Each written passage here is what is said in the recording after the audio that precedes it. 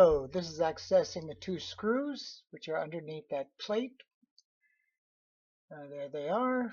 One of them was really badly rusted. This one, even the first one, needed to be cleaned out. So I used like an ice pick type small tool to dig out so you can see it was not Phillip, it's a star head. Fortunately, I had a kit that had that star head, and I managed to unscrew that one. Unfortunately, the other one was not easy. That's after being cleaned out. But even cleaning it out, first tried that and it didn't want to turn, so I used like a hammer type tool. Well, first I tried PB Blaster and hitting it with a hammer, and there's my kit, and there it's soaked with PB Blaster.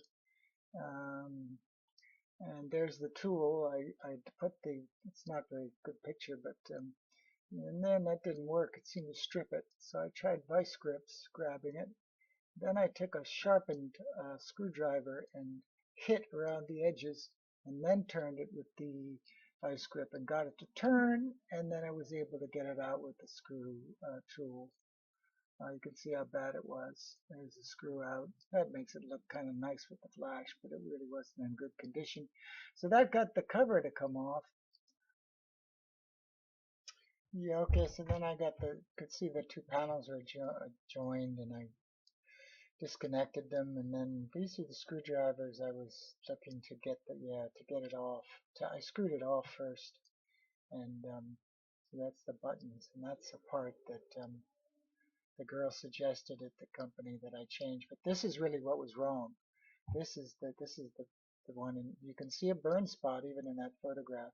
So there I am trying to show you the screws that you have to remove to get the other panel out.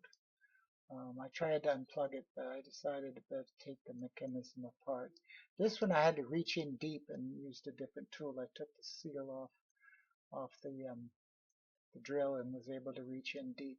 That dropped on the floor. I don't know where it came from. Unfortunately.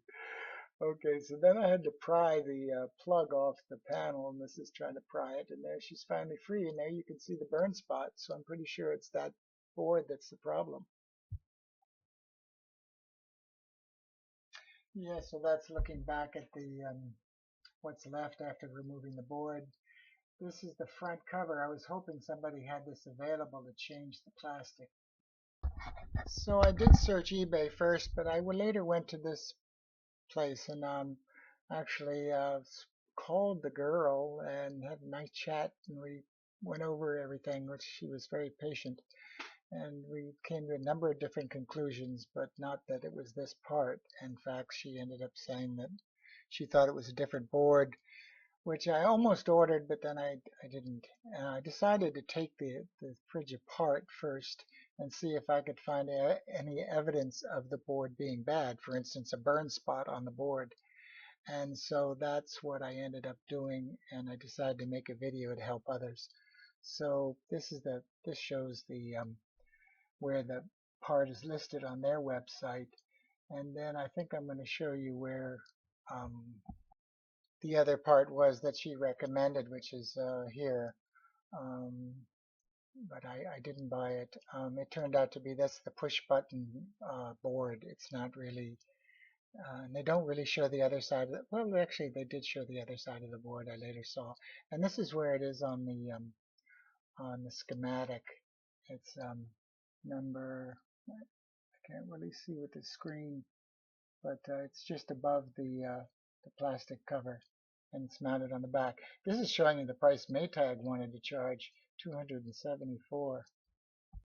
So I went back to Amazon and placed the order, and hopefully it'll be here by Wednesday. Well, what I haven't explained is the root of the problem and what the symptoms were. Basically, the compressor and the fan motor were not running, and the fridge had completely stopped. How this all started was I went to repair the ice machine because it wasn't producing, and you might notice one of the hoses is missing there. You can't really see. So I fixed that, and I noticed that the fan wasn't running. So I went about trying to find a fan.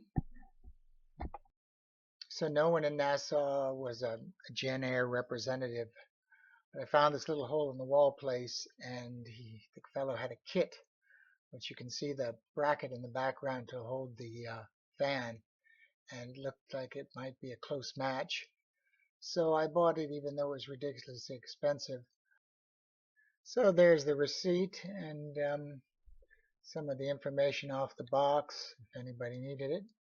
And so there it worked out perfectly. Actually, by chance, the existing brackets actually fit the motor, and so everything was perfect.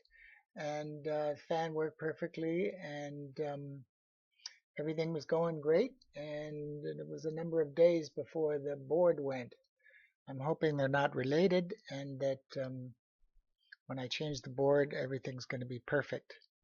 I don't think that the new motor burned the board, but we'll see what happens when I put in the new board.